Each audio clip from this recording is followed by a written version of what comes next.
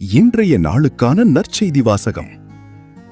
மத்தேயு எழுதிய தூய நற்செய்தியிலிருந்து வாசகம். அதிகாரம் 18, வசனம் 1 தொடக்கம் 5 வரை மற்றும் வசனம் 10 தொடக்கம் 14 வரை. அக்காலத்தில் சீடர்கள் இயேசுவை அணுகி, விண்ணரசில் மிகப்பெரியவர் யார் என்று கேட்டார்கள். அவர் ஒரு சிறு பிள்ளையை அழைத்து அவர்கள் நடுவில் நிறுத்தி பின்வருமாறு கூறினார்: நீங்கள் மனம் திரும்பி சிறு பிள்ளைகளைப் போல் ஆகாவிட்டால் விண்ணரசில் புகமாட்டீர்கள் என உறுதியாக உங்களுக்கு சொல்கிறேன். இந்த சிறு பிள்ளையைப் போல தம்மை தாழ்த்திக் கொள்பவரே விண்ணரசில் மிக பெரியவர்.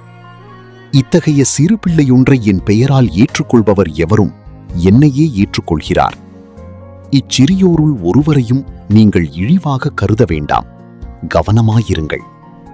இவர்களுடைய வானதூதர்கள் என் விண்ணகத் தந்தையின் திருமுன் எப்பொழுதும் இருக்கின்றார்கள் என நான் உங்களுக்கு சொல்கிறேன். ஏனெனில் மானிட மகன் நெறி தவறியோரை மீட்கவே வந்தார். இந்த நிகழ்ச்சியை பற்றி நீங்கள் என்ன நினைக்கிறீர்கள்? ஒருவரிடம் இருக்கும் 100 ஆடுகளுள் 1 வழி தவறி அலைந்தால் அவர் 99 ஆடுகளையும் மலைப்பகுதியில் விட்டுவிட்டு வழி தவறி அலையும் ஆட்டை தேடிச் செல்வார் அல்லவா? அவர் அதை கண்டுபிடித்தால் வழி தவறி அலையாத 99 ஆடுகளையும் பற்றி மகிழ்ச்சி அடைவதை விட வழி தவறிய அந்த ஓர் ஆட்டை பற்றியே மிகவும் மகிழ்ச்சி அடைவார் என உறுதியாக உங்களுக்கு சொல்கிறேன்.